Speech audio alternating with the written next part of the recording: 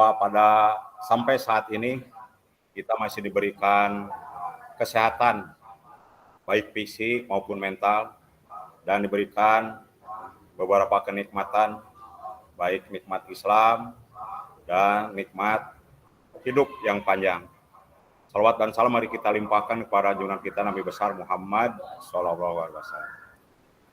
Baik Bapak dan Ibu yang saya hormati, terutama fasilitator yang saya hormati, untuk pembacaan doa saya serahkan kepada sesepuh kita Bapak Eded untuk merekor kepada Pak Gugum Gumilar dan untuk pengingat waktu Bapak Iik. Untuk menghemat waktu, kami silakan kepada Bapak Eded.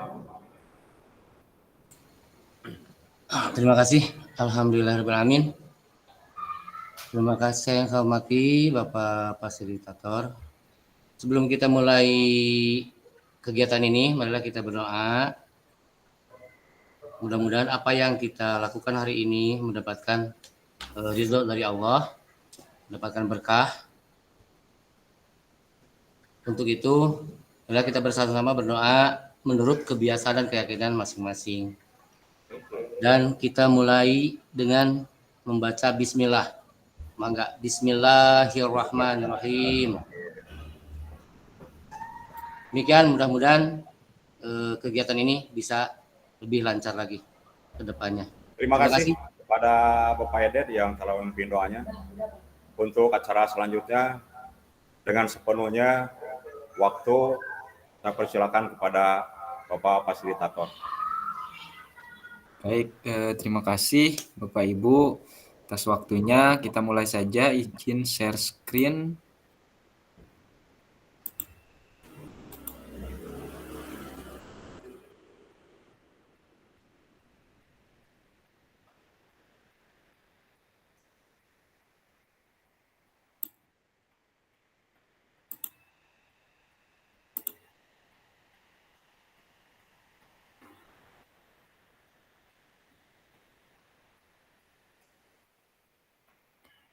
Baik, bismillahirrahmanirrahim. Assalamualaikum warahmatullahi wabarakatuh.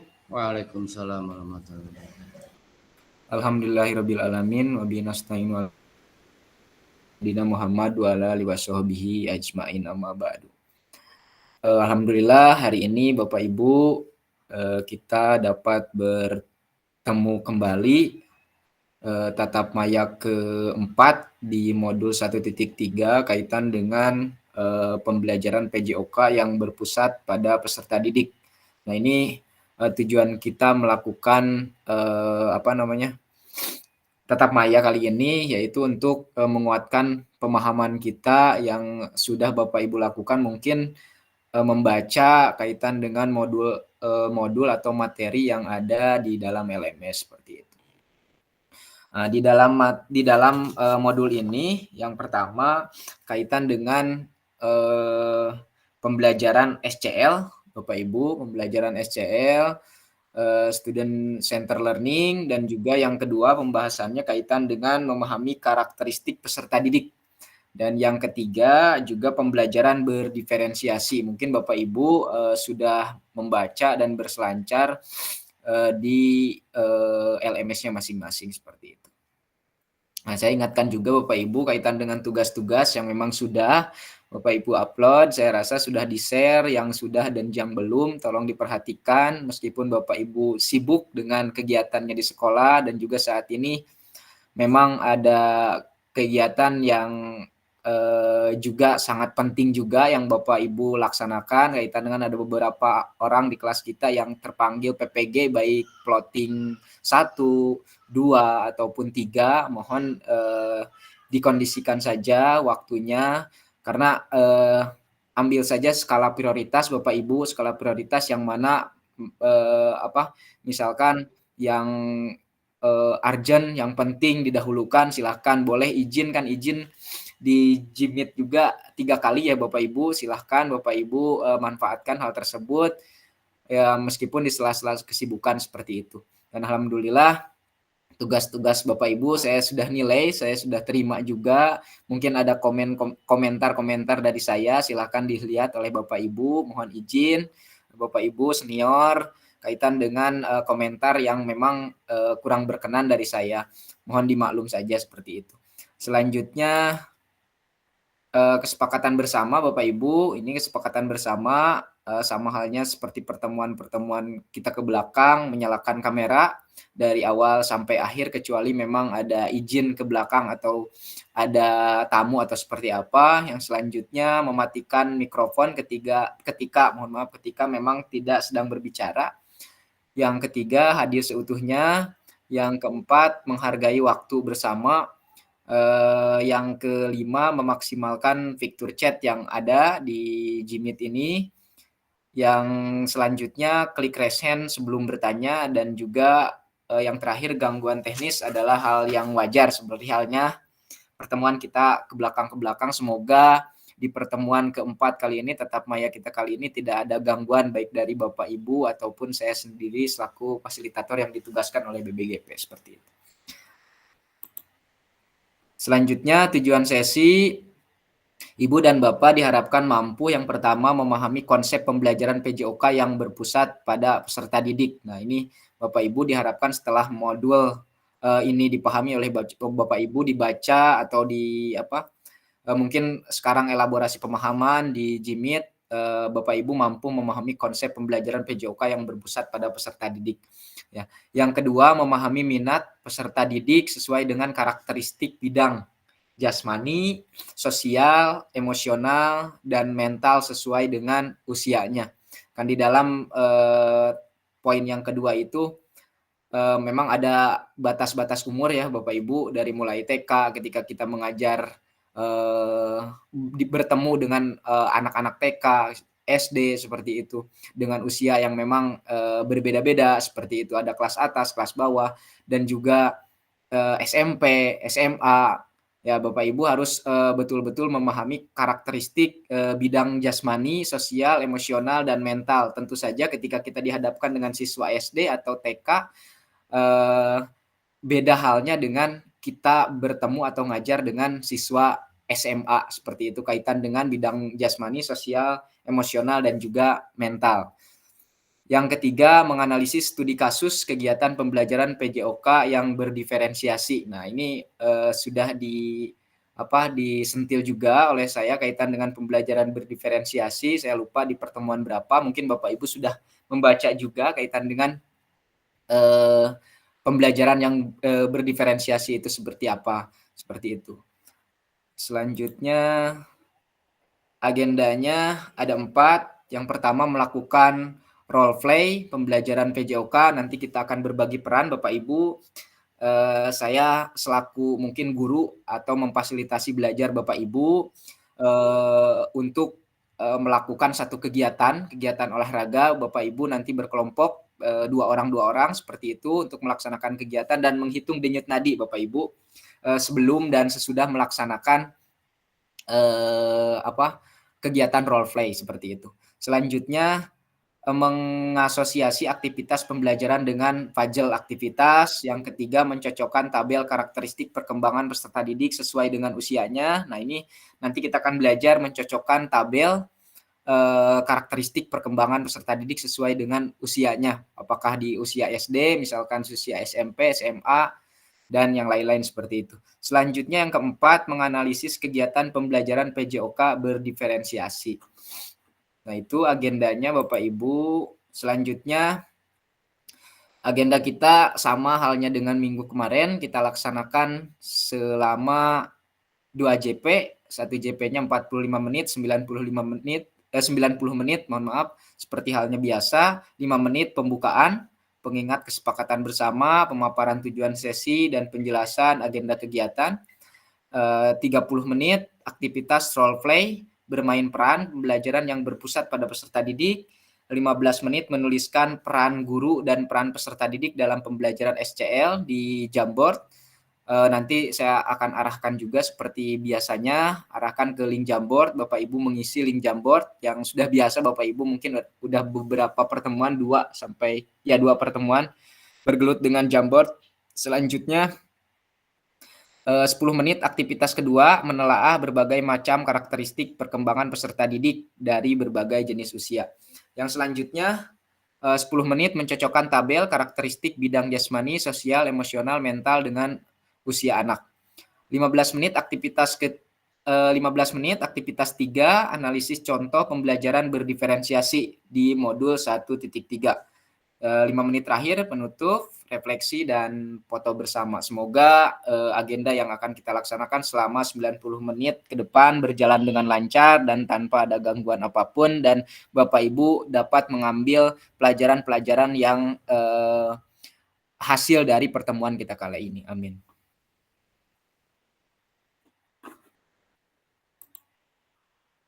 Selanjutnya, bagaimana praktik pembelajaran PJOK yang berpusat pada peserta didik? Ini ada pertanyaan seperti halnya biasa, Bapak Ibu. Silakan Bapak Ibu menulis di kolom chat kaitan dengan pemahaman Bapak Ibu bagaimana praktik pembelajaran PJOK yang berpusat pada peserta didik menurut Bapak Ibu. Silakan.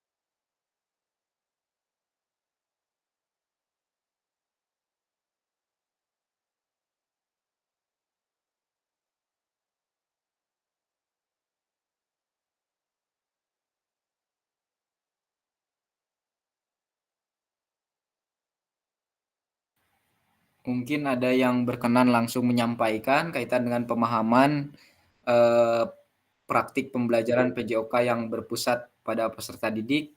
Diperbolehkan, silahkan resen. Ini baru Pak Yusuf.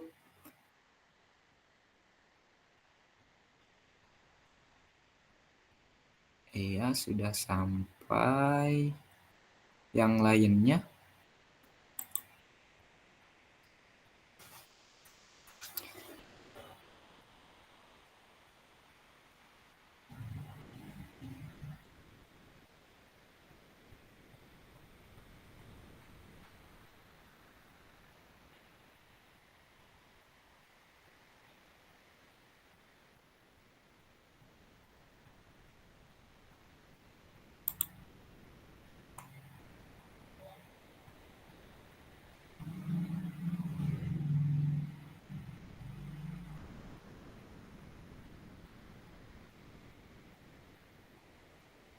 Baik, baru 2 orang, Bapak Ibu.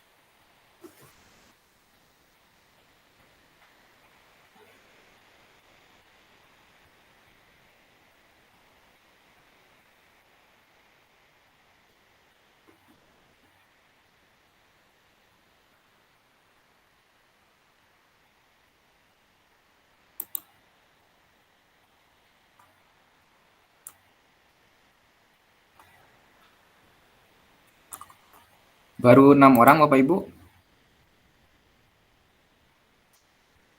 6 orang lagi.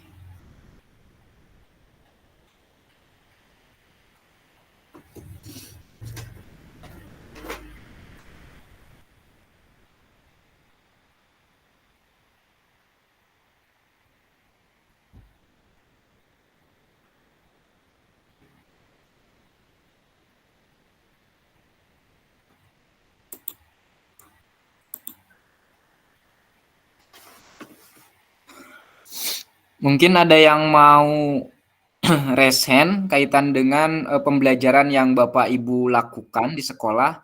Apakah sudah termasuk pembelajaran berpusat pada peserta didik atau SCL, Student Center Learning? Apakah masih berpusat pada guru? Boleh silahkan raise hand 1 atau 2 orang sampai 3 orang. Apakah pembelajaran yang Bapak Ibu lakukan sudah sesuai dengan pembelajaran SCL atau masih berpusat pada guru seperti itu? Ya, enggak ya. Persilakan. Terima kasih. Assalamualaikum warahmatullahi wabarakatuh.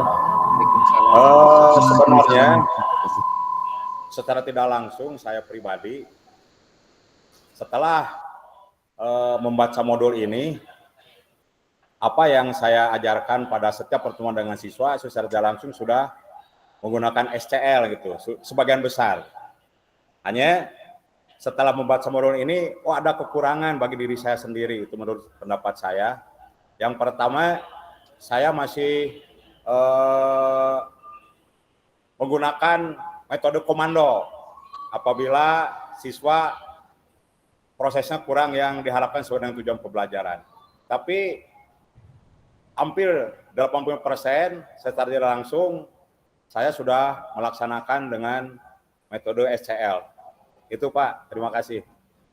Baik, terima kasih atas jawabannya. Yang selanjutnya silakan Pak Yusuf, mangga. Ya, Assalamualaikum warahmatullahi wabarakatuh. Punten Pak Fasilitator, aduh abdi ya menuju kegiatan janten ya lup-lup. Siap, mangga menyesuaikan. Ya. Pembelajaran yang berpusat pada peserta didik itu kalau saya sebenarnya tadi sama kayak Pak Ibrahim sudah dilaksanakan. Hanya mungkin yang pertama tergantung konten dari PJOK itu sendiri materinya. Terus yang kedua, kalau saya mempunyai kekurangan itu kalau di kelas bawah Pak, itu sangat susah sekali, apalagi kalau pas pelaksanaan pembelajaran itu yang kelasnya siswanya itu banyak, kalau kelas bawah itu sangat sulit sekali Pak. Itu mohon pencerahannya. Terima kasih. Assalamualaikum warahmatullahi wabarakatuh. Waalaikumsalam warahmatullahi wabarakatuh. Ada lagi Bapak Ibu? Persilahkan. 1 orang lagi sebelum dilanjutkan. Ya. Mangga. Pak Muhammad Bayu, mangga.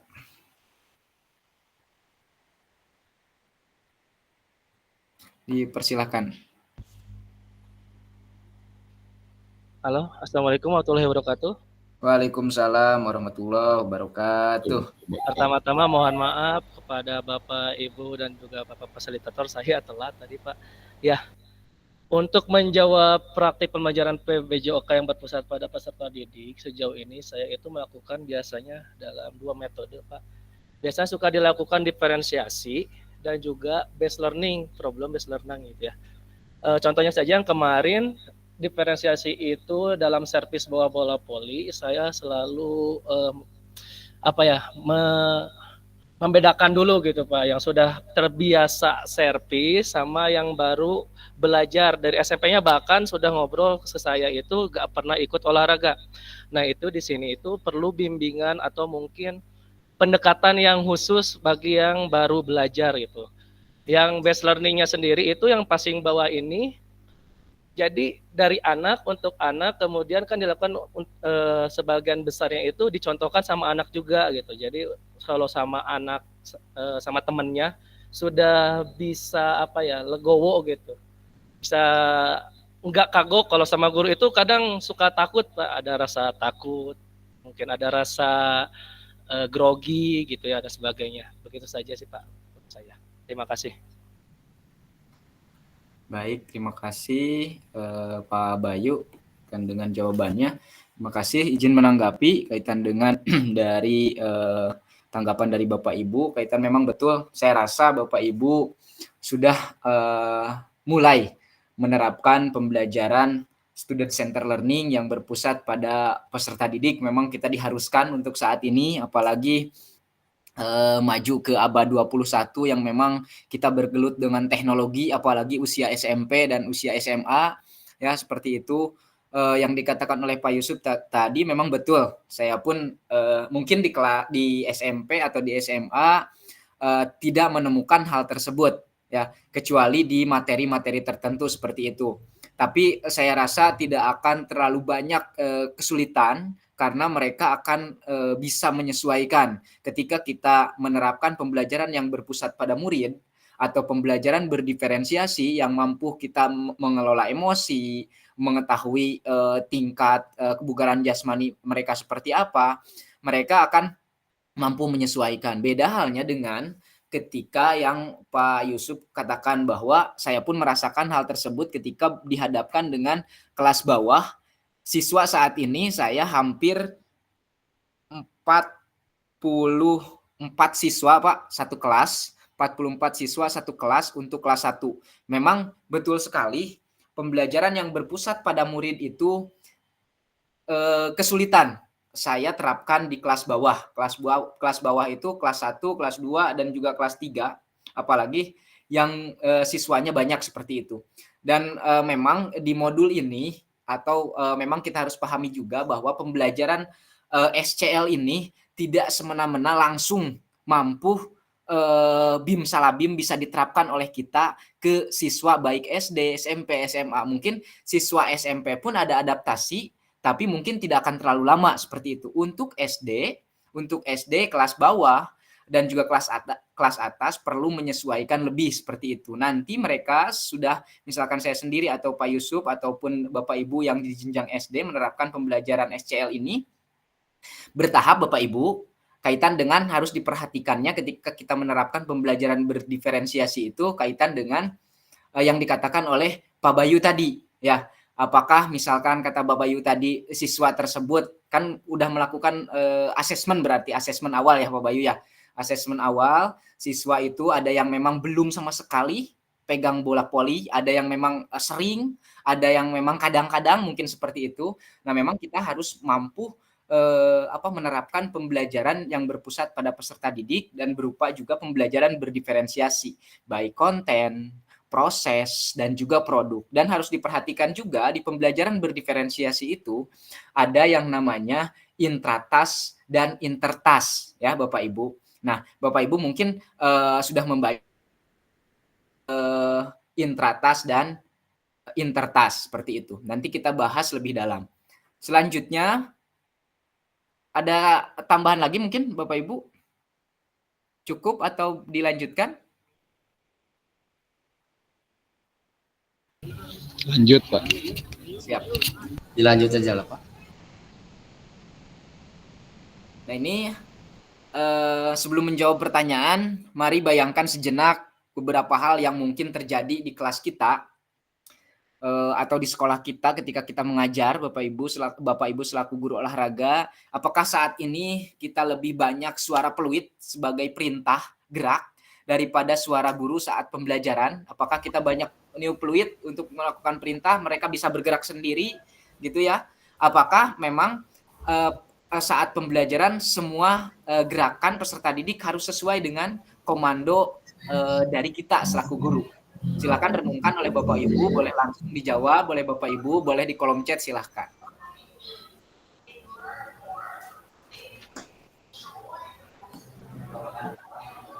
Ya, mangga, dipersilakan. Terima kasih yang kedua kalinya saya memberikan jawaban ini. Untuk yang pertama, saya sudah jarang menggunakan peluit paling hanya 1 kali 2 kali. Kalau dengan suara saya agak sering, itu Pak. Ya. Terus yang kedua, memang ada saya dalam saat pemanasan.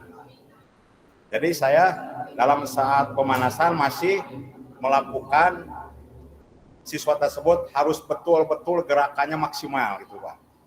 Makanya saya sudah mengontrol apabila dalam saat peregangan otot kaki, paha, dan sebagainya. Tujuannya supaya apa yang dilakukan oleh siswa itu betul-betul badannya itu menjadi sehat, kuat, dan bugar. Itu tujuan saya Pak. Saya mengakui untuk yang pertama saya sudah jarang meniup peluit.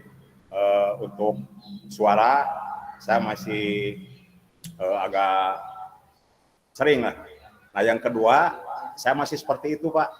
Jadi gerakan seperti pemanasan ya harus sesuai. Tapi setelah saya dapat bimbingan dari pengawas bina bahwa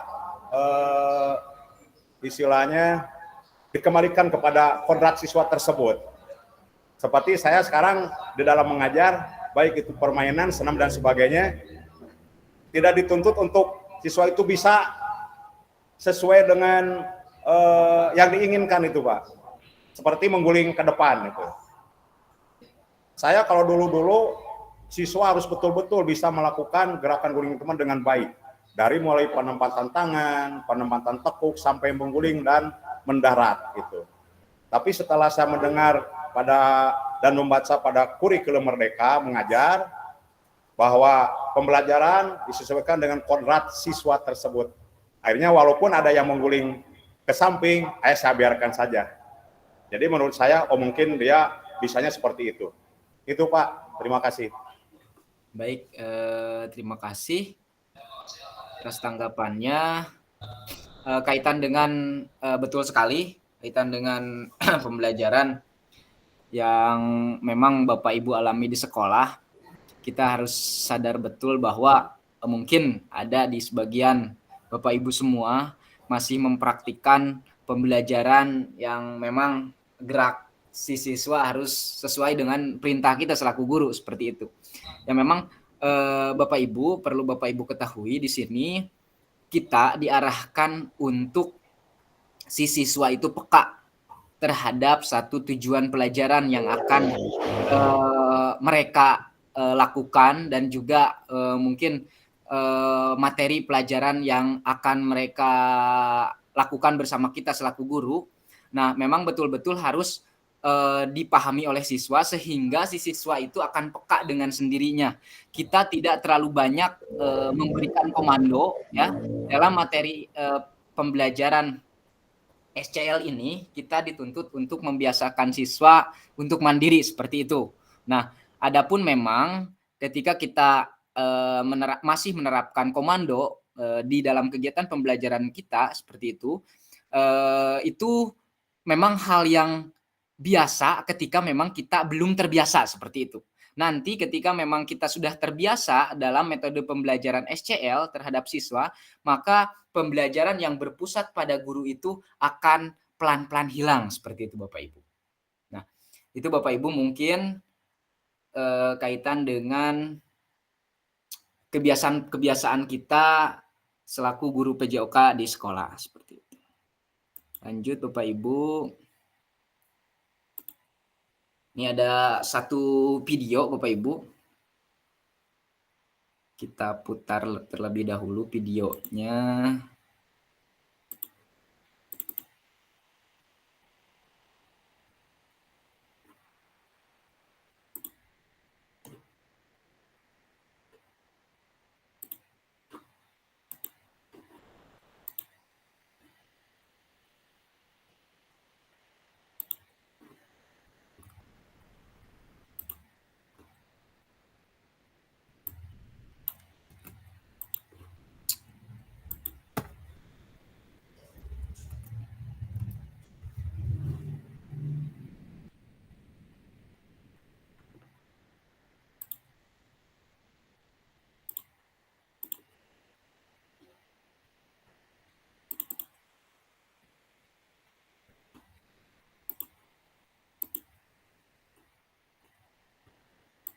Sebentar Bapak Ibu, agak sulit seperti itu.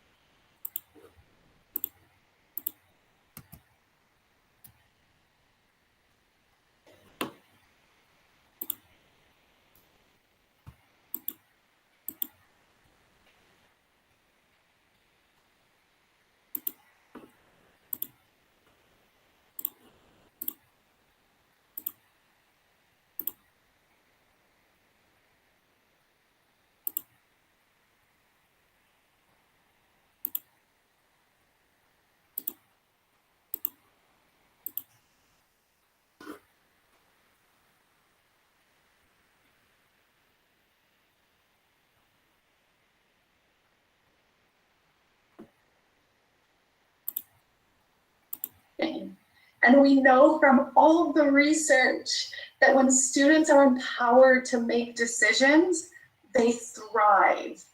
And thriving means they learn more, they enjoy the lesson. Diulang Bapak Ibu, mohon maaf. And we know from all of the research that when students are empowered to make decisions, they thrive. And thriving means they learn more, they enjoy the lesson more. They are more willing to participate, and they're more willing to take that learning and transfer it into their lives. So everything that we know about student-centered learning is really positive. We know that it's hard. You know, we do know that it's different and that it can be challenging and maybe scary if it's not an approach that you're used to, but the benefits are worth it. We know that the outcome is really positive. And so hopefully today what I can do is provide opportunities for you to take that first step if it's something new or something scary for you, or places that you can look for more opportunities to invite students into the decision process.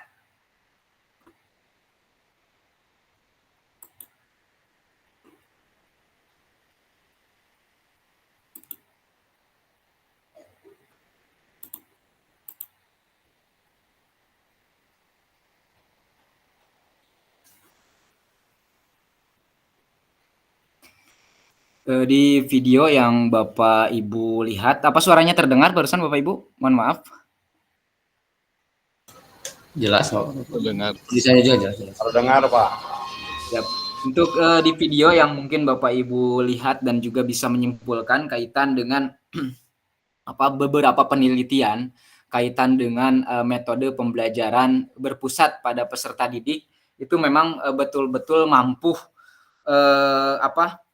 siswa itu berperan aktif dalam pembelajarannya sehingga mereka bertanggung jawab dalam mengikuti pembelajaran yang dia lakukan. Kita berpikir bahwa ketika kita akan menerapkan pembelajaran dalam metode SCL ini, kita harus mengingat juga bahwa pembelajaran berdiferensiasi itu sangat penting diterapkan oleh siswa yang mengedepankan asas voice, choice, dan ownership, ya.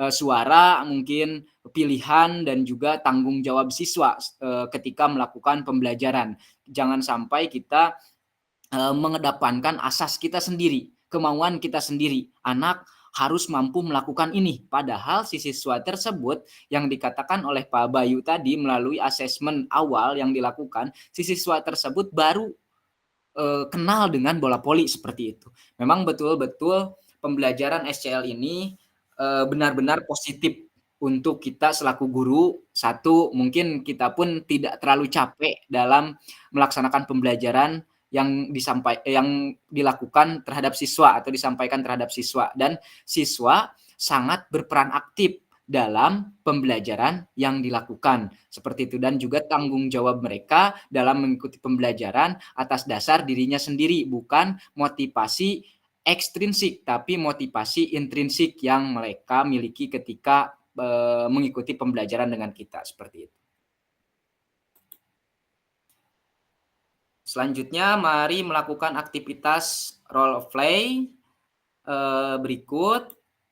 Nah, ini aktivitas role of play pembelajaran, capaian pembelajaran peserta didik memahami gerak fundamental Ini CP-nya, peserta didik memahami gerakan fundamental. Tujuan pembelajarannya, 1, peserta didik melakukan dan memahami gerak koordinasi dengan benar. Yang kedua, peserta didik mengetahui efek dari latihan yang dilakukan. Yang ketiga, peserta didik dapat menganalisis efek latihan yang diberikan melalui perubahan denyut nadi. Nah, Bapak Ibu, saya akan berikan 5-6 gerakan. Nanti Bapak Ibu silahkan pilih gerakan tersebut. Silahkan buat kelompok 2 orang. Selanjutnya Bapak Ibu hitung denyut nadi Bapak Ibu selama 10 detik, seperti itu dikalikan 6.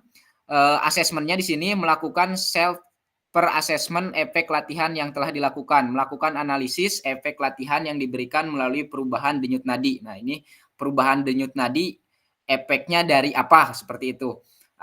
Aktivitas pembelajaran, latihan, gerak, koordinasi. Nah, ini ada langkah-langkah aktivitasnya.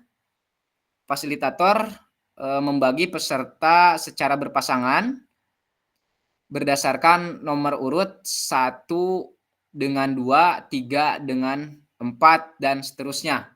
Selanjutnya, yang kedua, fasilitator menampilkan pilihan gerakan. Nanti saya akan tampilkan pilihan gerakannya. Bapak Ibu silakan Bapak Ibu pilih 1 dari 6 gerakan. Selanjutnya yang keempat, sebelum mempraktikkan gerakan, hitung denyut nadi terlebih dahulu dalam waktu 10 detik. Selanjutnya, denyut nadi per menit adalah jumlah denyut nadi selama 10 detik, perlu dikalikan 6. Nanti Bapak Ibu hitung denyut nadi Bapak Ibu selama 10 detik dikalikan 6 sebelum melakukan gerakan yang akan diputar videonya, seperti itu. Selanjutnya, lakukan gerakan yang kelima, catat pilihan gerakan denyut nadi awal di spreadsheet. Nah, saya akan kirim Bapak Ibu linknya untuk Bapak Ibu bisa mengakses di kolom chat. Mohon maaf.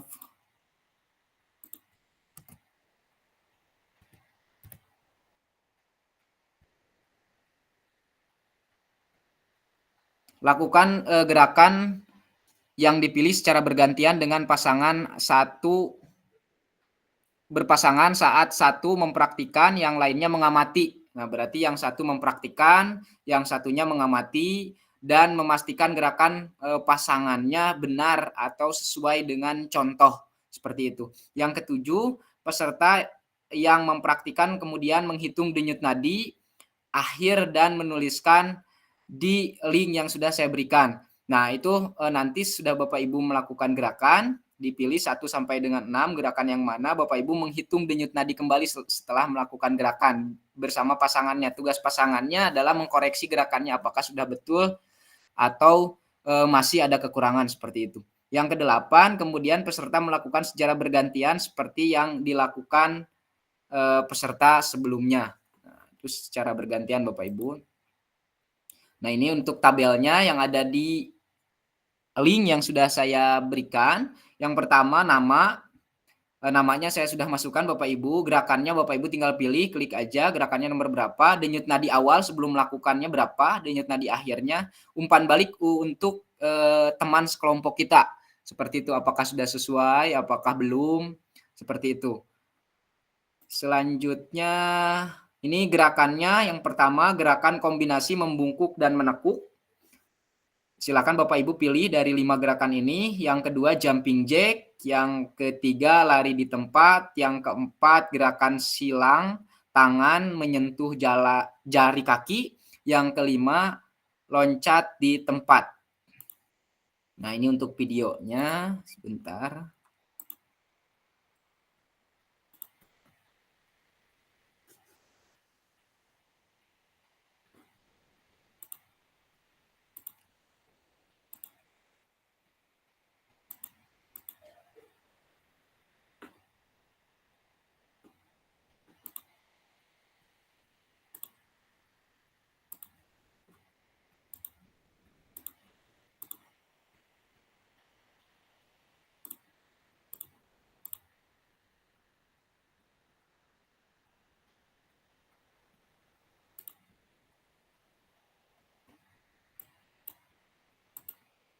Ini untuk videonya silahkan Bapak Ibu pilih nomor 1, nomor 2, dan juga nomor 3, nomor 4, nomor 5 Bapak Ibu. Kalau untuk pasangannya mungkin Bapak Ibu menyesuaikan saja karena ada beberapa peserta yang hari ini tidak nampak hadir. Silakan Bapak Ibu akan berpasangan dengan siapa. Ini Pak, untuk pasangannya kan Bu Dini nggak ada, sama siapa aja ya? Berarti saya yang dekat aja Pak, mungkin Pak, dengan Pak Bayu misalkan. Boleh silakan. Seperti itu. Boleh Ya, ya. silakan. Bebas. Silakan menyesuaikan aja Pak untuk berkelompok 2 orang seperti itu.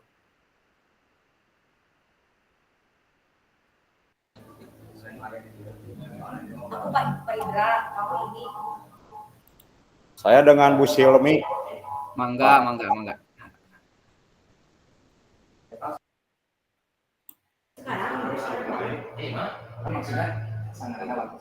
Aji saha?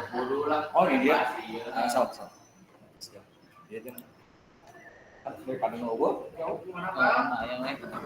Sudah bisa dimulai, Pak? Silakan, boleh Pak. Silakan. Mangga. Ayo, Din.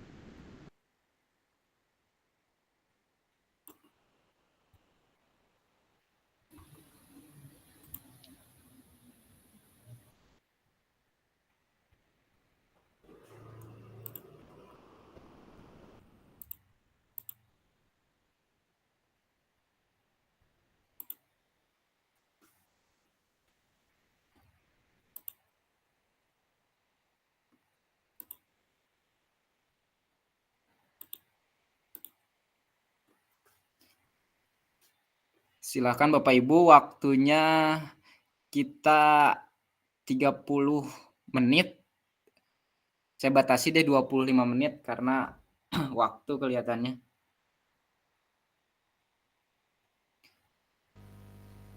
Pak Yusuf, mana Pak Yusuf?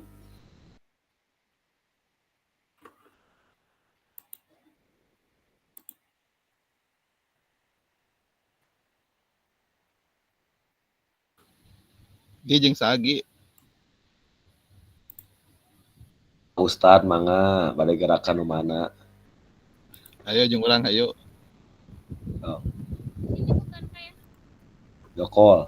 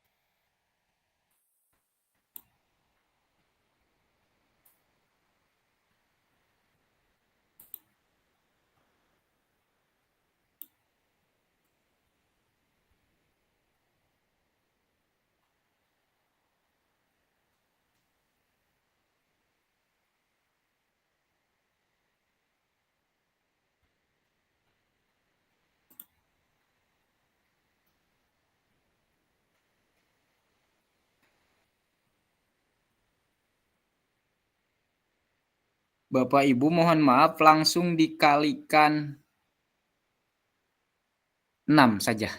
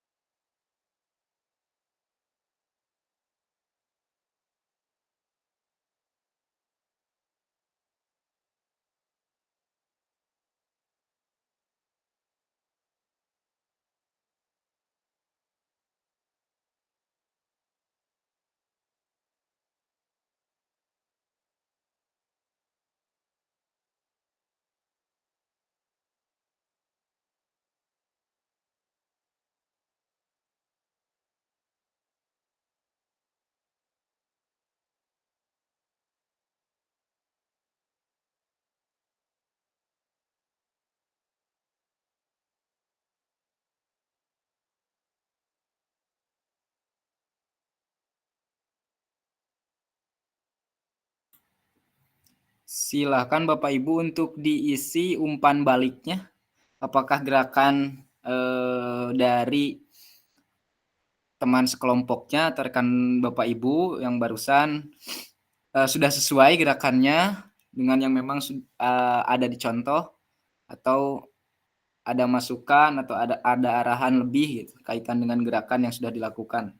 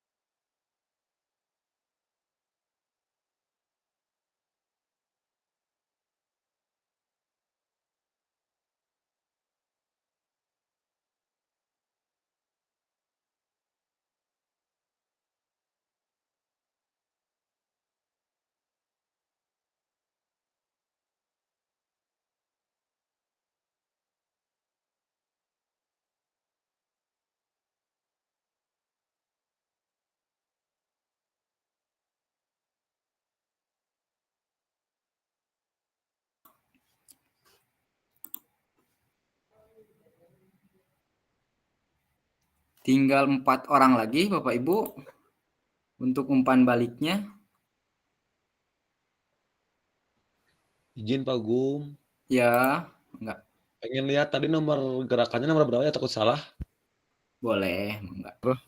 Dilihat Nomor di 4 tadi panggil. WA aja Pak. Di WA saya udah kirim linknya.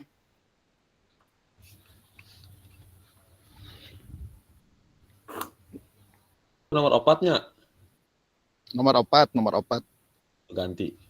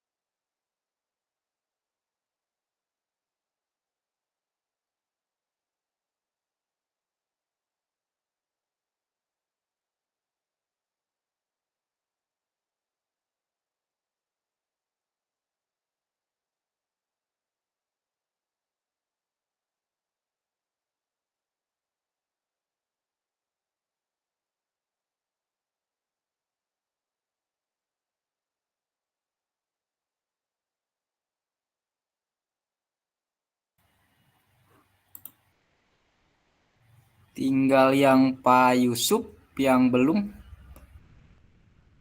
umpan baliknya.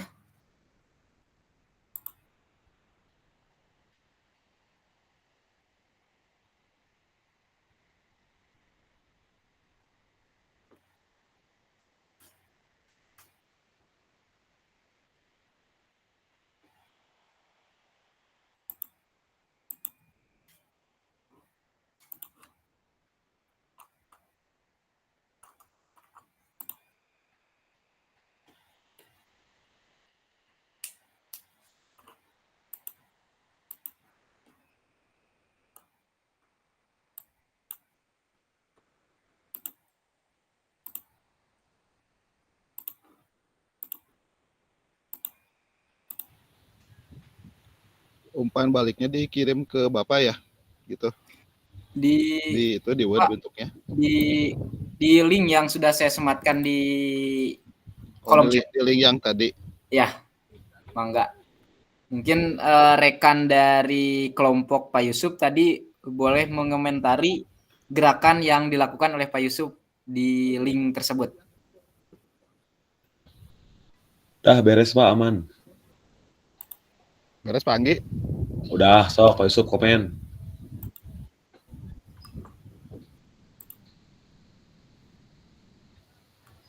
Ripus si Jana duh.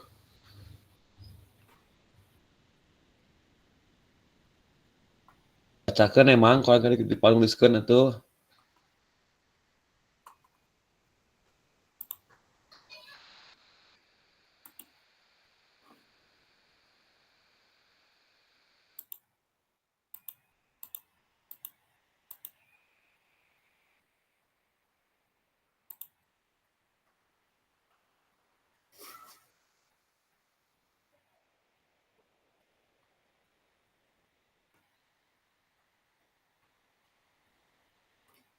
Dilanjutkan Bapak Ibu, karena saya rasa sudah memenuhi, tinggal beberapa orang lagi sambil menunggu saja. Di sini hitung denyut nadi akhir dan catat oleh Bapak Ibu sendiri.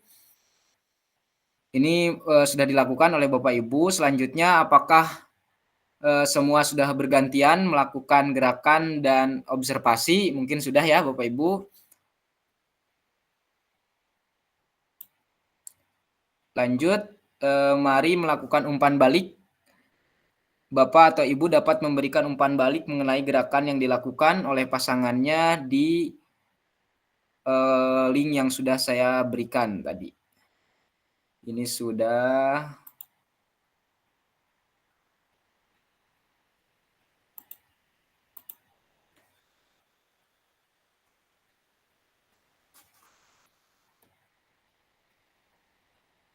Pertanyaan yang pertama, Bapak Ibu, kaitan dengan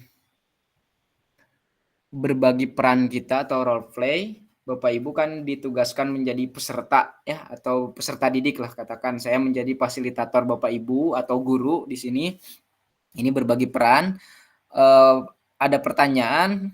Yang pertama, bagaimana cara Bapak Ibu melihat apakah latihan yang dilakukan sudah benar?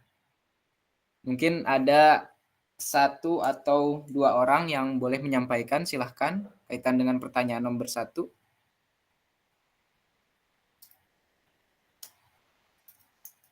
Bagaimana cara kita melihat apakah latihan yang dilakukan sudah benar oleh Bapak Ibu atau kelompok yang tadi pasangannya siapa gitu.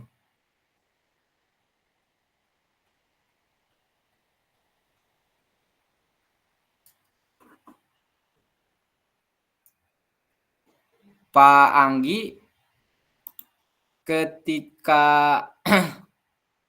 Pak Anggi menyampaikan gerakan Pak Yusuf sudah baik atau sesuai apa yang ditayangkan video,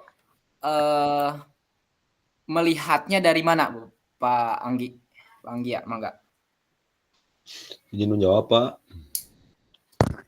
Yang pertama dilihat dari gerakan awalnya, Pak. Gerakan awal. Yang kedua gerakan akhirnya, terus kesamaannya dengan video. Tapi untuk gerakan ini pasti untuk guru PJOK sudah terbiasa menggunakan 5 gerakan-gerakan ini. Jadi pas hampir semua guru PJOK atau tadi pasangan saya Pak Yusuf sudah melakukannya dengan baik dan benar. Terima kasih, Pak. Siap, terima kasih Pak Anggia. Mungkin kriterianya Pak Anggia sudah tahu sendiri ya selaku guru PJOK, apalagi kita sudah sudah tidak asing lagi dengan gerakan tersebut. Selanjutnya Pak Dera, mangga.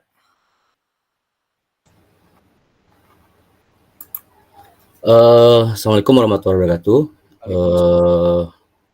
Saya akan menambahkan, atau sebenarnya sama juga kata Pak Anggi, untuk menilai apakah latihan dilakukan sudah benar.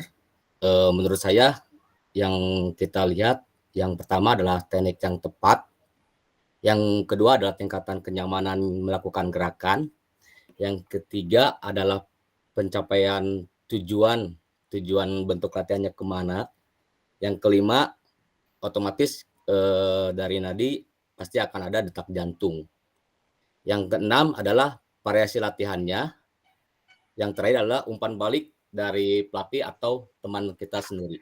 Begitu, Pak. Terima kasih.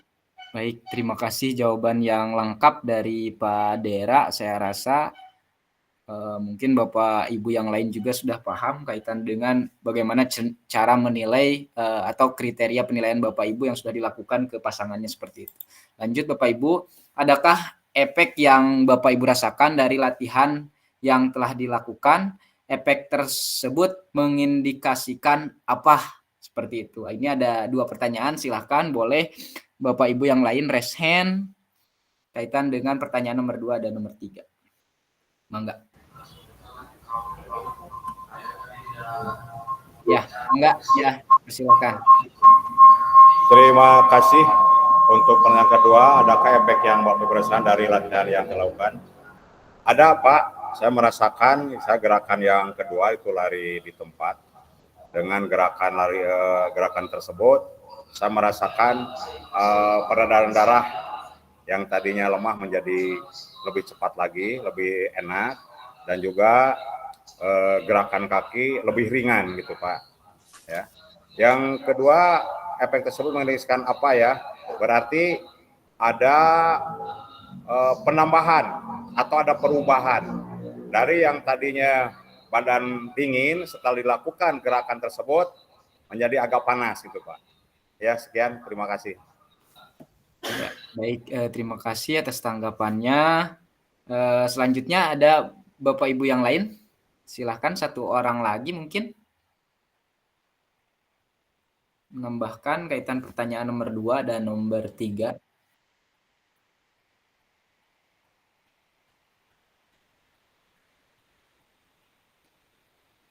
Jika tidak ada, dilanjutkan. Sekali lagi terima kasih atas jawabannya.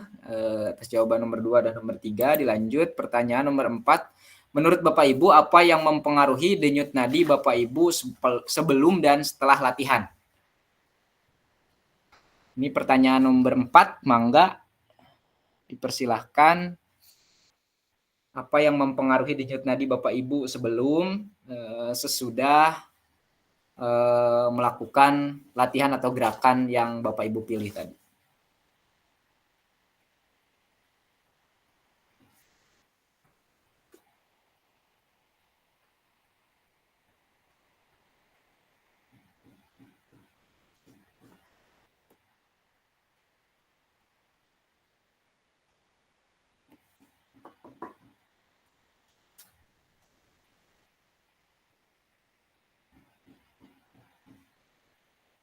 Silahkan Bapak Ibu.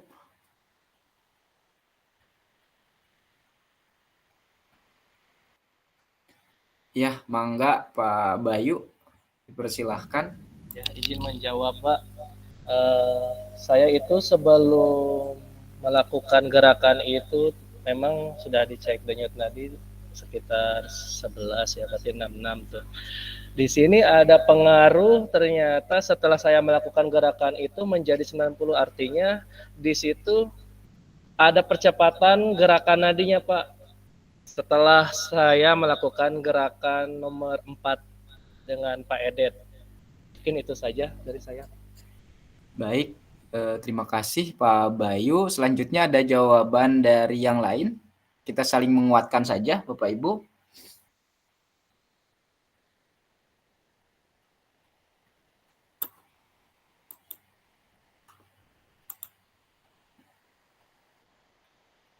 Mangga Pak. Saya coba jawab, bisa Pak?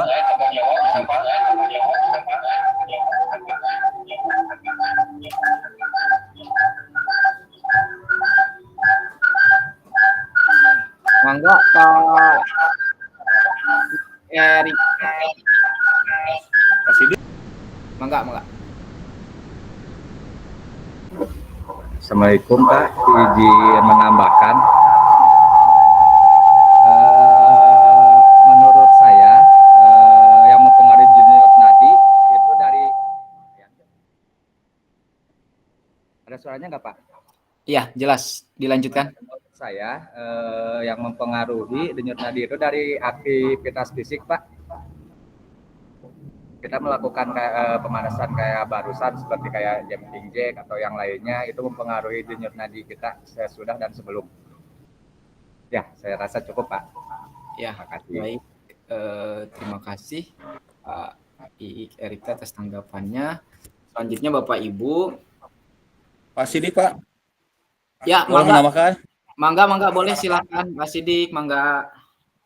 Eh, yang pertama, denyut nadi sebelum dan sesudah latihan itu dipengaruhi oleh ada beberapa faktor, Pak ya. Satu, intensitas latihan. Yang kedua, kondisi fisik. Yang ketiga, durasi latihan. Kemudian yang keempat ada dehidrasi. Yang kelima, stres dan emosi. Kemudian yang keenam ada suhu dan lingkungan. Kemudian kondisi kesehatan kita waktu itu sebelum melakukan. Saya kira itu 7 poin untuk yang mempengaruhi denyut nadi sebelum dan sesudah latihan, itu yang harus diperhatikan dari 7 poin tersebut, Pak.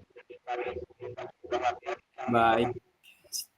Terima kasih Pak Sidik atas jawabannya. Semakin lengkap Bapak Ibu, jawaban dari Bapak Ibu kaitan dengan pengaruh denyut nadi Bapak Ibu sebelum dan setelah latihan. Seperti itu.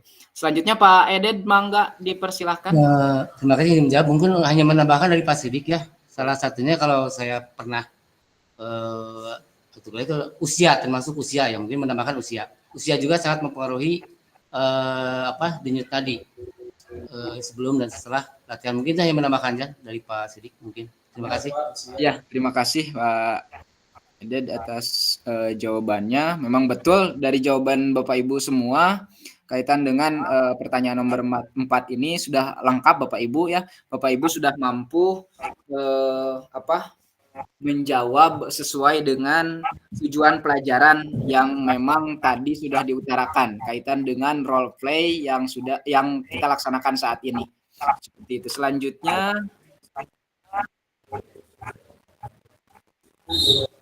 sebelum ke sini Bapak Ibu kaitan dengan role play yang Bapak Ibu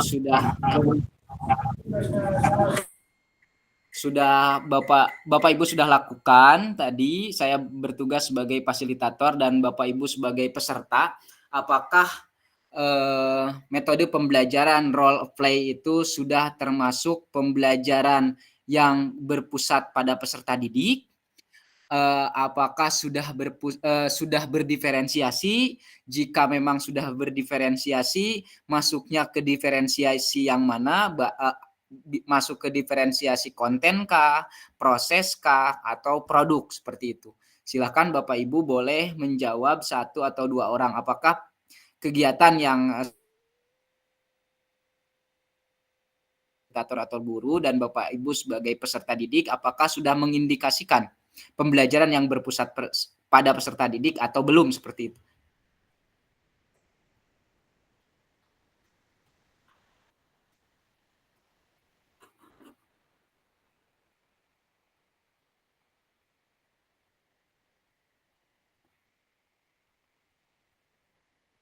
Silahkan Bapak Ibu, jika sudah ada jawaban, silahkan raise hand. Mangga. Untuk role play ini sudah termasuk kepada pembelajaran seluruhnya oleh murid, ya. Terus pembelajaran diferensiasinya yaitu termasuk kepada diferensiasi produk. Karena dalam diferensiasi produk itu adalah peserta didik menunjukkan apa yang telah mereka ketahui, ya, dan pahami dan mampu melakukan selama periode pembelajaran tertentu. Itu Pak. Terima kasih. Baik, terima kasih atas jawabannya. Mungkin ada yang mau menambahkan atau melengkapi, boleh dipersilahkan.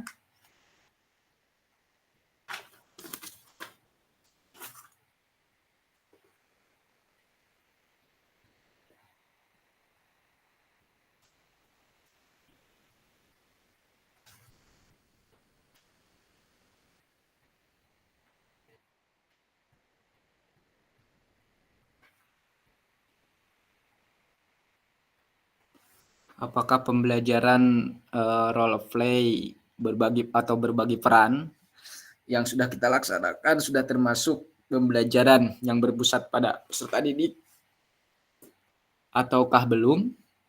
Ataukah sudah masuk ke pembelajaran berdiferensiasi diferensiasi apa?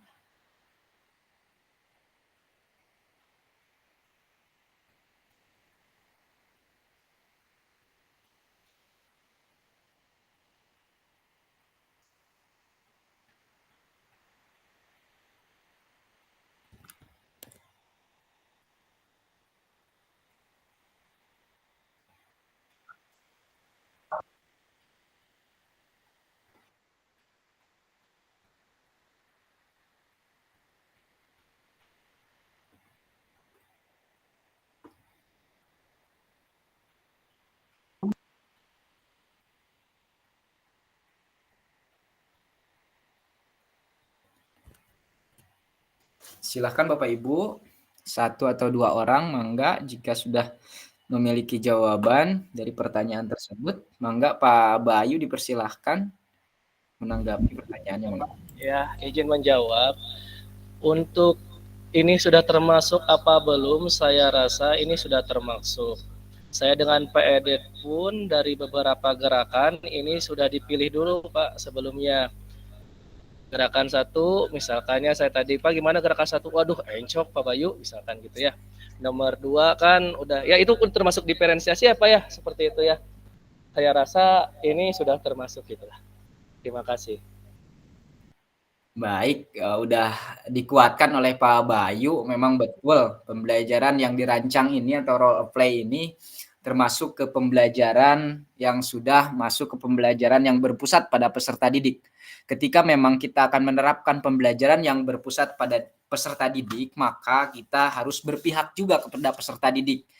Boleh dikatakan tadi salah satu contoh senior kita Pak Edet, pasti beliau pun memilih gerakan yang mana yang menurut senior kita mudah dan tidak menyulitkan untuk diri kita sendiri seperti itu. Nah, itu termasuk ke dalam diferensiasi proses. Dan juga Pak Ibrahim tadi mengatakan bahwa masuk juga ke diferensiasi produk. Ya, memang betul diferensiasi produk juga masuk seperti itu. Tapi penekanannya di sini lebih ke diferensiasi proses. Bagaimana kita atau seorang guru ketika dalam pembelajaran yang dilakukan di metode pembelajaran role play ini, mereka dapat memilih gerakan mana yang mereka mudah dilakukan seperti itu, termasuk diferensiasi proses. Dan ini sudah termasuk ke dalam, saya tekankan lagi, sudah termasuk ke dalam metode pembelajaran yang berpusat pada peserta didik seperti itu.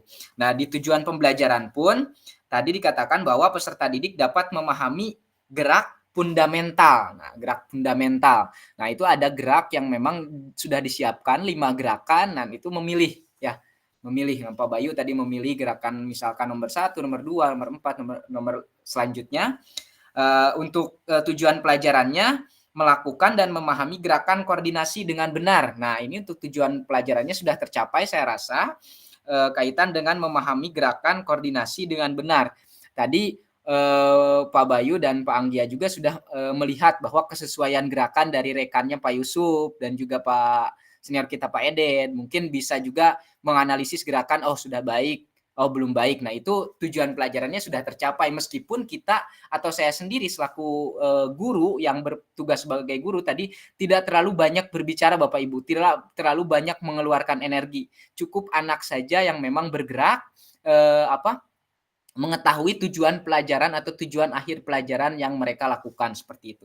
Selanjutnya mengetahui efektivitas latihan. Dan Bapak Ibu pun tadi sudah mengetahui efektivitas latihan yang sudah Bapak Ibu lakukan. Pak Sidik juga memperkuat tadi ada 6 sampai 7 efeknya, dan juga senior kita Pak Edet menyampaikan bahwa di segi usia pun berefek besar ketika kita melakukan kegiatan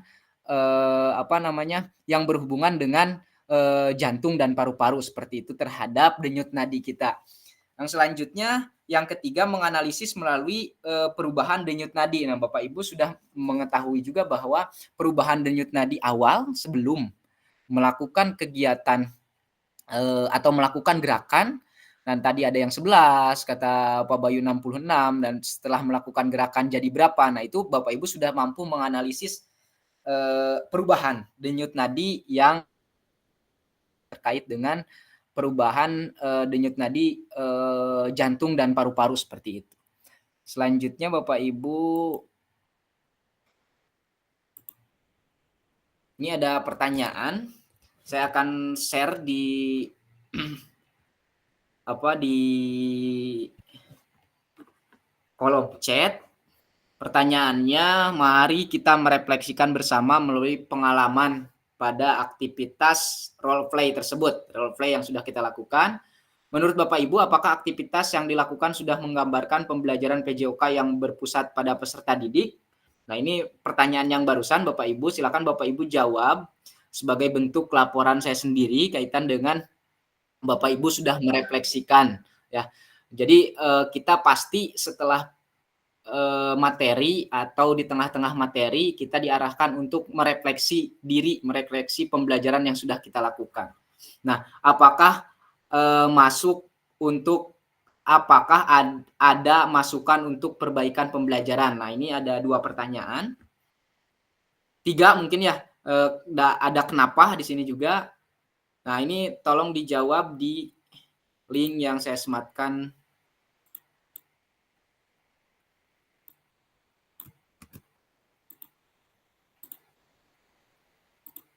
di kolom chat.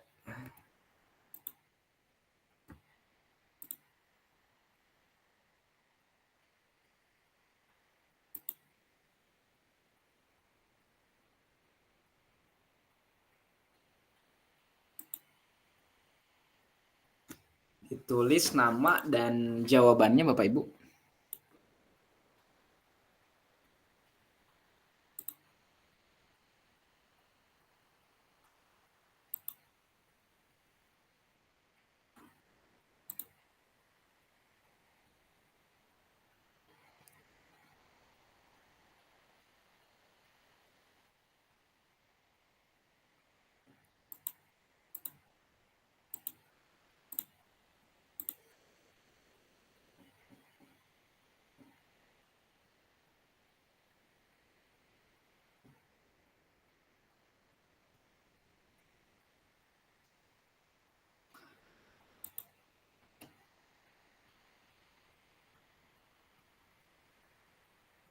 Waktunya 15 menit.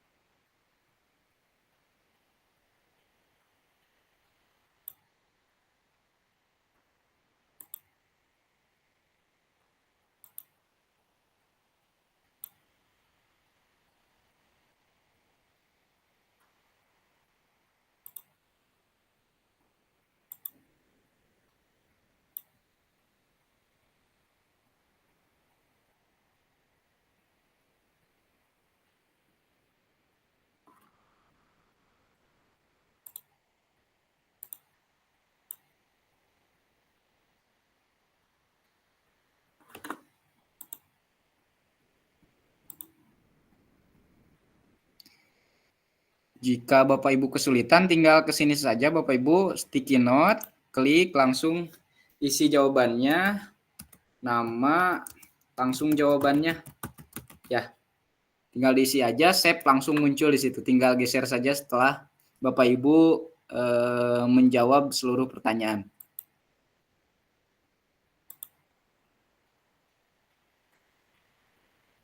Mangga waktunya 15 menit.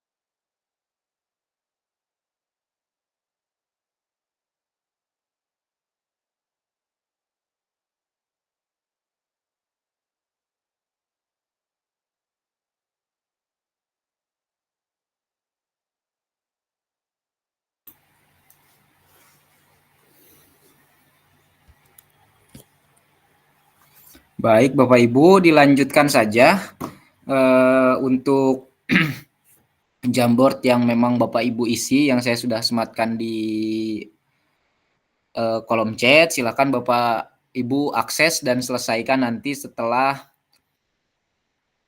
tatap maya ini selesai, seperti itu.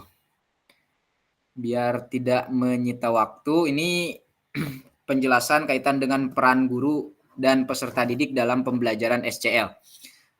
Yang pertama, peran guru bertindak sebagai fasilitator dalam proses pembelajaran. Nah, peran peserta didik aktif dalam proses pembelajaran dengan memberikan gagasan, saran, dan kritik. Ya, itu untuk yang pertama. Yang kedua, mengkaji kompetensi mata pelajaran yang harus dikuasai murid pada akhir pembelajaran. Yang selanjutnya, untuk peran peserta didiknya berpartisipasi dalam merumuskan, mengembangkan, dan memproses materi pembelajaran. Mungkin jika dibacakan satu persatu akan menyita waktu yang lama. Bapak Ibu boleh akses di LMS ataupun Bapak Ibu sudah mengaksesnya di LMS kaitan dengan peran guru dan juga peran peserta didik dalam pembelajaran student center learning, seperti itu. Selanjutnya, dalam SCL, guru akan berperan sebagai fasilitator dalam proses belajar. Jadi Bapak Ibu, tadi saya sudah katakan di awal bahwa ketika kita menerapkan pembelajaran SCL terhadap siswa, maka kita tidak akan terlalu Bapak Ibu mengarahkan ataupun yang lainnya, karena mereka sudah memiliki tanggung jawabnya sendiri, seperti itu. Peserta didik akan dilatih untuk memiliki tanggung jawab atas kegiatan belajarnya dengan panduan guru sebagai fasilitator agar materi, kegiatan, dan pengukuran pembelajaran masih dalam koridor capaian pembelajaran yang diharapkan. Nah, seperti itu. Selanjutnya, dalam hal ini guru dapat mendorong perkembangan peserta didik karena guru bukan satu-satunya sumber belajar. Nah, dalam metode SCL ini, karena kita tidak mengedepankan asas guru adalah gudangnya ilmu, Bapak Ibu, jadi di sini penjelasannya guru bukan satu-satunya sumber belajar. Mereka dapat mencari, ya. Iik, mangga. Ya Pak, izin menyanyi.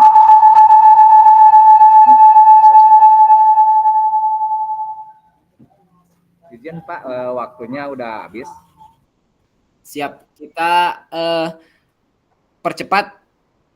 Tadi 36, mungkin 42 Pak, kita lebihkan sedikit ya. Takutnya kurang di linknya, nanti sematkan saya di link, untuk laporan saya kurang, seperti itu. Jadi dilebihkan 7 menit deh ya. Oh ya Pak, makasih. Ya, sama-sama. Nah, ini jenis-jenis pembelajaran SCL, apa yang pernah Ibu Bapak praktikan dalam pembelajaran. Nah, di sini mungkin Bapak Ibu sudah baca jenis-jenis pembelajaran SCL, ada 9. Mungkin Bapak Ibu pelajari saja di LMS kaitan dengan jenis-jenis pembelajaran SCL yang mana yang akan kita praktekkan terhadap siswa agar pembelajaran kita berpusat pada peserta didik. Yang tadi sudah kita praktekkan, nomor 2, role play.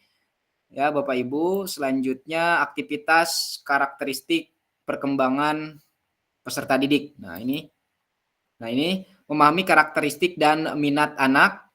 Yang pertama jasmani, sosial, emosional, dan mental. Nah, ini kita harus betul-betul pahami dari jenjang SD, SMP, mungkin yang di jenjang SMP, SMA, yang di jenjang SMA, kita harus memahami kaitan dengan jasmaninya, jasmani siswa, sosial siswanya tingkatannya seperti apa yang harus kita berikan, emosionalnya ketika belajar seperti apa. Ada yang memang kalau di usia SD, mungkin di usia SD saya ada yang memang kelas 1 ketika diberikan pelajaran ada yang marah-marah nggak mau belajar, nggak mau nulis. Nah, itu betul-betul kita harus pahami kaitan dengan emosional yang mereka miliki, dan juga mental. Ketika belajar kita harus betul-betul pahami kaitan dengan karakteristik di sekolah Bapak Ibu. Nah, di sini ada tingkatan PAUD, SD, menengah, dan juga atas.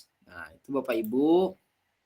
Nah, ini cocokkan karakteristik berikut, manakah bidang dan usia yang sesuai. Ini karakteristiknya ada 4. Bidangnya nomor 1 yang ini masuk ke mana Bapak Ibu? Apakah ke sosial, jasmani, emosional, dan mental? Untuk usianya masuk ke mana mungkin Bapak Ibu? Nah, ini Bapak Ibu, untuk nomor 1, berjalan dan berlari, merangkak, memanjat, melompat, menendang, menarik, melempar, dan memukul bola. Untuk bidangnya masuk kemana Bapak Ibu? Apakah ke jasmani, sosial, emosional, atau mental?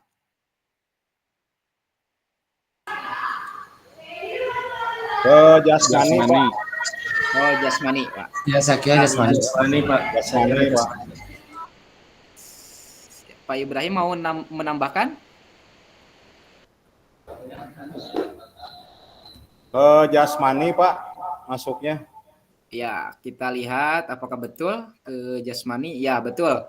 Ke jasmani. Untuk usianya ke berapa Bapak Ibu? Untuk berjalan, berlari, merangkak? 0 sampai 2 tahun, Pak.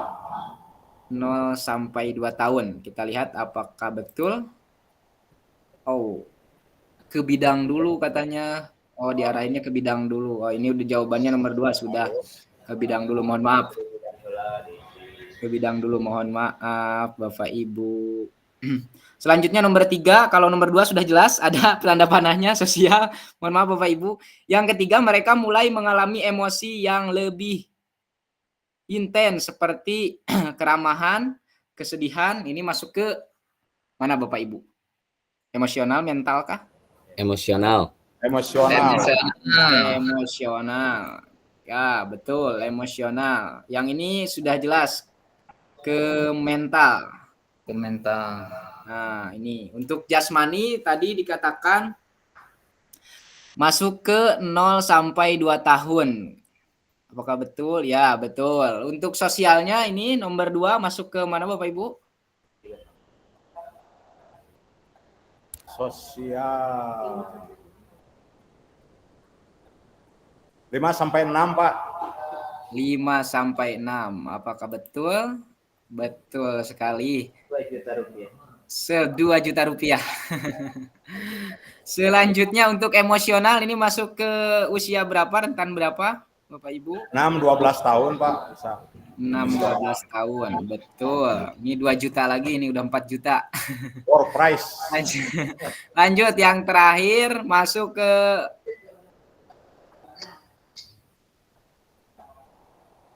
yang nomor 2 atau nomor 6 ini? Nomor 5, mohon maaf. Kita lihat. Oh, masuk ke 6 sampai 12 tahun katanya. Mental, ya. Mental. Nah, itu Bapak Ibu karakteristik bidang dan usia yang sesuai. Nah, tolong Bapak Ibu pahami kaitan dengan karakteristik bidang usia sesuai dengan tingkatan sekolah yang Bapak Ibu ajar seperti itu. Selanjutnya, apa pentingnya guru mengetahui karakteristik peserta didik? Katanya suruhnya diskusi ini. Bagaimana cara mengakomodasi berbagai karakteristik minat peserta didik? Nah, ini kita jelaskan saja, saya jelaskan sajalah. Ya Bapak Ibu, sebelum kan memang waktunya sudah habis Bapak Ibu. Nah, ini pembelajaran berdiferensiasi.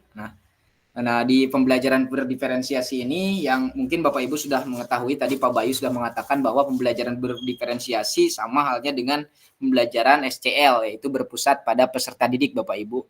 Ya, kaitan dengan pembelajaran berdiferensiasi, Bapak Ibu harus pahami bahwa di dalamnya ada diferensiasi konten, diferensiasi proses, dan juga produk. Nah, yang tadi sudah kita lakukan penekanannya di diferensiasi proses karena memberikan berbagai pilihan untuk peserta didik. Nah, kaitan dengan pembelajaran berdiferensiasi ini, Bapak Ibu harus betul-betul memahami secara luas kaitan dengan pembelajaran berdiferensiasi. Nah, berdiferensiasi di dalamnya terdapat dua cara. Yang pertama dengan cara baik diferensiasi konten ya Bapak Ibu, proses dan juga produk. Ada dua, mohon maaf. Ada intertas dan juga intratas. Apa itu intratas? Kalau intratas berarti dalam tugas yang sama ya Bapak Ibu, dalam tugas yang sama. Artinya konten yang sama, satu gerakan yang berbeda. Contoh Bapak Ibu misalkan Pak Dera Rusdiantara misalkan mengajarkan passing misalkan ya, untuk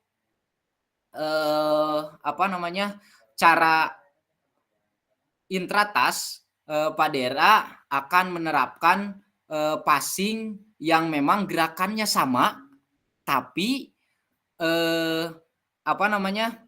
subgerakannya berbeda tingkatan kesulitannya. Contoh misalkan ada passing yang melewati misalkan gawang. Contoh misalkan ada passing diberhentikan dulu baru dipassing. Kan konteksnya sama ya. Misalkan. Selanjutnya misalkan ada pilihan misalkan di juggling dulu baru passing misalkan. Nah, itu konteksnya masih sama Bapak Ibu. Itu masuknya ke intratas. Kalau intertas Bapak Ibu seperti halnya barusan yang sudah kita lakukan di role play. Gerakannya berbeda Bapak Ibu, tapi tujuan pelajarannya sama. Seperti itu. Tujuan pelajarannya sama. Nah, Bapak Ibu diharapkan mampu melakukan atau menerapkan pembelajaran berdiferensiasi baik intratas ataupun intertas Bapak Ibu. Nah, kita pilih materi-materi mana yang memang bisa diterapkan intratas atau misalkan intertas Bapak Ibu. Nah, hal tersebut harus betul-betul kita pahami, lihat materinya apakah sesuai atau tidak. Contoh misalkan tadi yang dikatakan saya passing. Nah, passingnya apakah gerakannya sama tapi kesulitannya berbeda. Di juggling dulu baru passing, di stop ball dulu baru passing. Itu masih passing juga. Ya, misalkan di stop ball, di dribbling dulu baru passing, itu masih juga sama. Nah, itu masuknya ke gerakan intratas, diferensiasi intratas, Bapak Ibu. Kalau misalkan kita akan menerapkan pembelajaran intertas, submaterinya berbeda tapi tujuan pelajarannya sama seperti halnya barusan yang kita lakukan di role play seperti itu. Mengerti ya Bapak Ibu nyampe sini? Ada yang ditanyakan Bapak Ibu kaitan dengan intratas dan intertas? Jelas? Cukup? Jelas, Pak. Siap. Nah, ini pembelajaran berdiferensiasi adalah usaha guru untuk menyesuaikan pembelajaran di kelas untuk memenuhi kebutuhan belajar individu murid. Nah, ini memang seperti saya katakan kemarin bahwa kita harus melakukan asesmen diagnostik di awal dulu.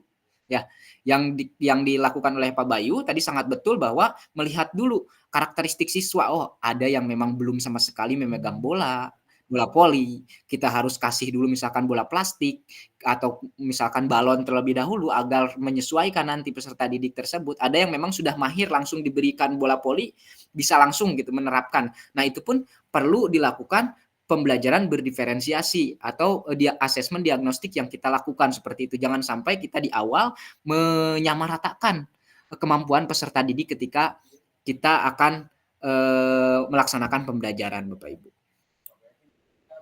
Nah, ini diferensiasi, ada diferensiasi konten ya berhubungan dengan merujuk pada membedakan pengorganisasian dalam format penyampaian konten. Misalkan diferensiasi konten itu misalkan katakanlah ada yang kelompok, ada yang mandiri belajarnya ya. Seperti itu. Untuk diferensiasi proses seperti halnya tadi ya berhubungan dengan konten yang Bapak Ibu agar memahami konten diberikan beberapa pilihan untuk diferensiasi proses dan juga produknya. Misalkan produk akhirnya misalkan untuk passing. Saya mau misalkan peserta didik yang satu kelompok ini maunya menjelaskan misalkan langsung di depan untuk pengetahuannya diperbolehkan Bapak Ibu melalui pilihan-pilihan yang Bapak Ibu sudah siapkan seperti itu. Itu untuk diferensiasi konten, diferensiasi proses, dan diferensiasi produk. Mohon maaf Bapak Ibu karena waktu, jadi memang saya menjelaskannya tidak begitu detail. Kasihan juga Bapak Ibu. Nah ini intratas dan intertas harus juga mengacu ke sini, baik diferensiasi konten, proses, dan juga produk. Selanjutnya, setelah membaca dan berdiskusi situasi pembelajaran 1 dan 2, tentang contoh langkah pembelajaran diferensiasi di LMS, apakah ada kendala yang Bapak Ibu alami kaitan dengan pembelajaran berdiferensiasi, silahkan boleh berkonsultasi terhadap saya selaku jembatan Bapak Ibu kaitan dengan ada kesulitan di LMS atau seperti apa. Mungkin saya akan laporkan nanti ke pihak BBGP seperti itu. Selanjutnya, gagasan baru apa yang Bapak Ibu dapatkan dari contoh penerapan strategi berdiferensiasi. Mungkin Bapak Ibu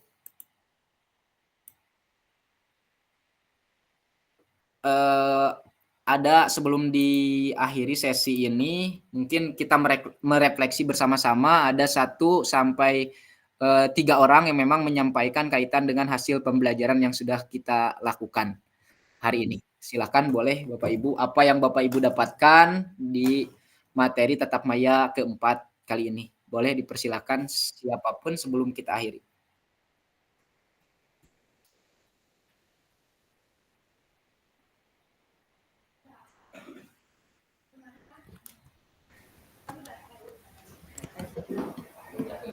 Ya, mangga.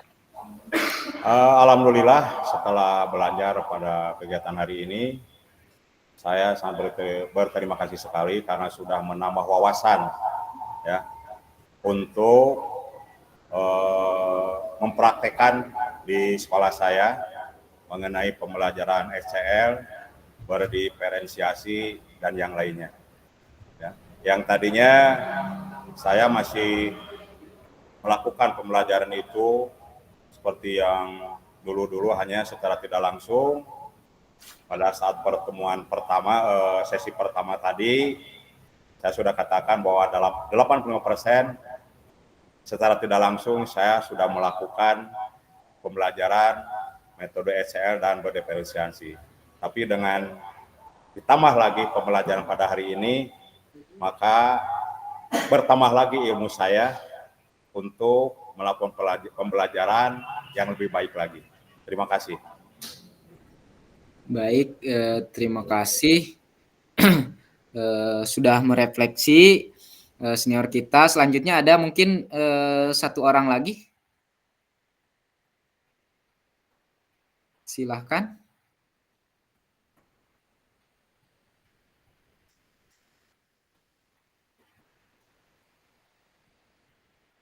Baik, jika tidak ada, kita cukupkan saja Bapak Ibu. Oh, Pak Yusuf, mangga, silakan. Enggak. Ya, Assalamualaikum warahmatullahi wabarakatuh. Waalaikumsalam. Untuk hari ini, untuk refleksi hari ini, kalau dilihat sebenarnya kita itu sudah melakukan SCL juga pembelajaran berdiferensiasi. Dari yang mulai SCL hanya mungkin kita itu dulu itu belum tahu namanya aja. Kadang-kadang kita ya pola kayak materinya dimodifikasi, terus anak berkelompok. Kalau sekarang kan mungkin bisa masuk ke diferensiasi proses seperti itu. Terus kalau materi berarti ke diferensiasi konten. Mungkin seperti itu. Dan untuk saya sendiri, alhamdulillah mungkin setelah bertemu tatap maya seperti ini, ya hal-hal yang memang menurut saya sendiri itu dulu itu benar, ternyata masih banyak kekurangan, harus disempurnakan lagi. Itu mungkin Pak Fasilitator yang bisa saya sampaikan. Terima kasih.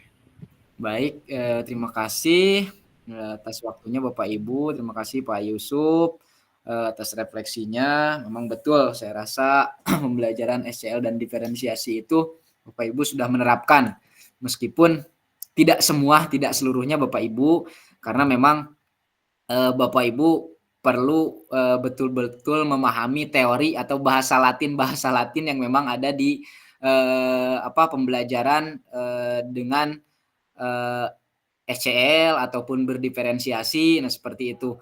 Saya rasa saya kuatkan lagi Bapak Ibu sudah melakukan hal tersebut seperti itu.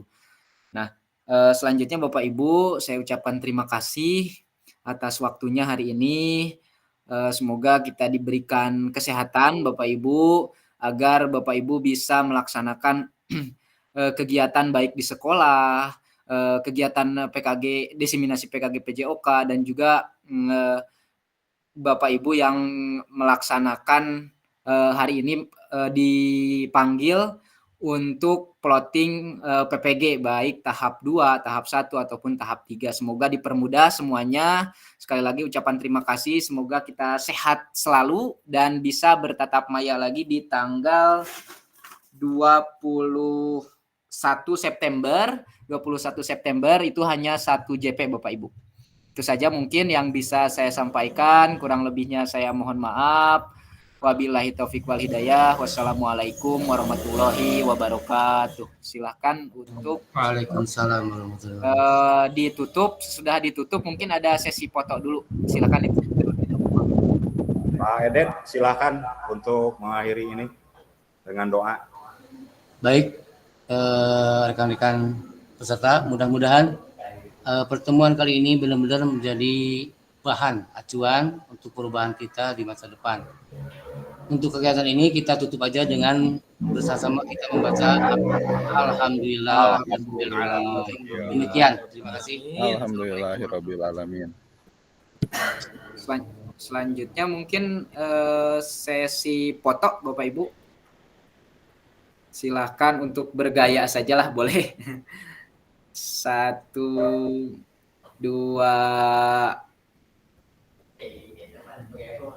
3.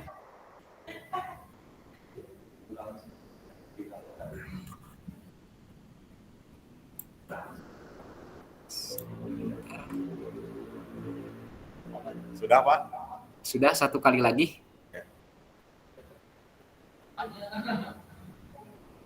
Bergaya tuh Pak Dera. Siap, 1, 2, 3.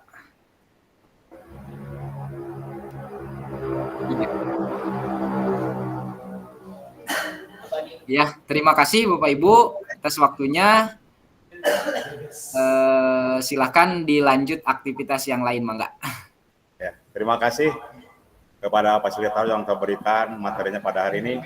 Mudah-mudahan materi yang diberikan oleh fasilitator bisa bermanfaat bagi kita semua dan bisa mengimplementasikan di sekolahnya masing-masing. Selamat berpisah, salam berjumpa lagi. Insya Allah pada tahun 2021 kita mudah diberikan kesehatan fisik dan mental. Sekian, terima kasih. Wassalamualaikum warahmatullahi wabarakatuh. Waalaikumsalam warahmatullahi wabarakatuh. Hatur nuhun Pak Ibrahim. Asadainun. Mangga.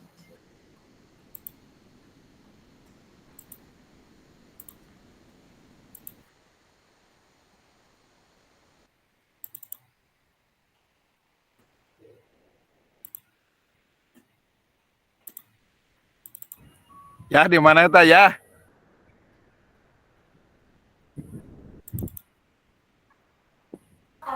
Cimangkok, Pak Yusuf.